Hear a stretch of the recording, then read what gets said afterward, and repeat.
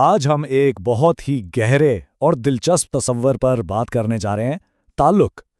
یہ وہ دھاگا ہے جو ہماری روزمرہ کی زندگی سے لے کر ہماری روحانی ذات تک ہر چیز کو ایک دوسرے سے جوڑتا ہے۔ تو آئیے اس سفر کا آغاز کرتے ہیں۔ یہ جملہ اصل میں ہماری پوری گفتگو کا مرکز ہے۔ ذرا سوچئے، ہم سب جیسے ہی اس دنیا میں آتے ہیں، ہم رشتوں، یادوں اور احساسات کے ایک بنے بنائے جال کا حصہ بن جاتے ہیں۔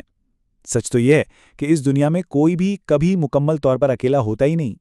تو ہمارا پورا وجود ہی انہی تعلقات سے پہچانا جاتا ہے۔ یہ ہماری زندگی کی بنیاد ہیں۔ چلیے اس جال کو، اس ویب آف کنیکشنز کو تھوڑا اور قریب سے دیکھتے ہیں۔ اور دلچسپ بات یہ ہے کہ یہ تعلقات صرف لوگوں تک محدود نہیں ہیں۔ نہیں، بالکل نہیں۔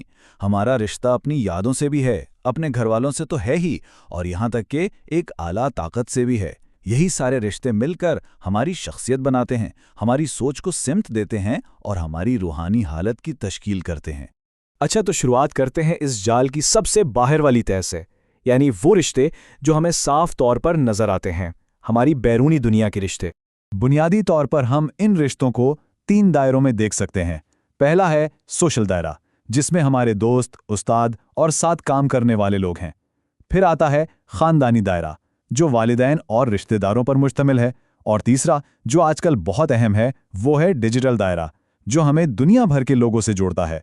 لیکن یہاں ایک بہت اہم سوال اٹھتا ہے: کیا ہر رشتے کی گہرائی ایک جیسی ہوتی ہے؟ بالکل نہیں۔ ایک طرف خاندانی رشتے ہیں جو محبت، ذمہ داری اور قربانی کی بنیاد پر قائم ہوتے ہیں۔ یہ ہمیں سکون اور اعتماد دیتے ہیں۔ اور دوسری طرف ہیں ڈیجیٹل رابطے، جو اکثر بہت سطحی ہوتے ہیں اور ستم ظریفی دیکھیے، کبھی کبھی ہمیں اپنے پاس بیٹھے لوگوں سے ہی دور کر دیتے ہیں۔ چلیے اب باہر کی دنیا سے نکل کر اپنے اندر کی دنیا میں قدم رکھتے ہیں، کیونکہ کچھ تعلقات ایسے بھی ہوتے ہیں جو نظر نہیں آتے بلکہ صرف محسوس کیے جاتے ہیں۔ یہ ہے باطنی تعلقات، مطلب کسی کے لیے دل میں شدت محبت اور لگاؤ کا احساس، یا پھر کسی سے بیزاری اور دوری کا جذبہ۔ یہ وہ طاقتور احساسات ہیں جو ہمارے ذہن اور ہماری روح پر بہت گہرا اثر ڈالتے ہیں۔ تعلق کی اسی شدت کو، اسی گہرائی کو ایک شاعر نے کیا خوب بیان کیا ہے۔ اس کا مطلب کیا ہے؟ مطلب یہ کہ لگاؤ کبھی کبھی اتنا گہرا، اتنا شدید ہو سکتا ہے کہ انسان کی اپنی پہچان، اس کی اپنی میں عارضی طور پر پس منظر میں چلی جاتی ہے اور وہ کسی دوسرے کے وجود میں گم ہو جاتا ہے۔ اور بالکل اسی مقام سے ہماری گفتگو ایک نیا اور بہت ہی اہم موڑ لیتی ہے۔ دوسروں سے جڑنے کے بعد اب وقت آتا ہے اپنے آپ سے جڑنے کے سفر کا۔ تو سوال یہ ہے کہ اگر انسان ہمیشہ دوسروں کے خیالوں میں، دوسروں سے جڑے رشتوں میں ہی گم رہے، تو کیا وہ کبھی اپنی اصل حقیقت کو، اپنے اصل آپ کو پہچان پائے گا؟ یہ وہ سوال ہے جو ہمیں اپنی توجہ باہر سے ہٹا کر اندر کی طرف لانے پر مجبور کرتا ہے۔ اور اس سوال کا جواب وہ اس ایک لفظ میں چھپا ہے: خود شناسی۔ یہ خود سے ملنے کا، خود کو جاننے کا عمل ہے۔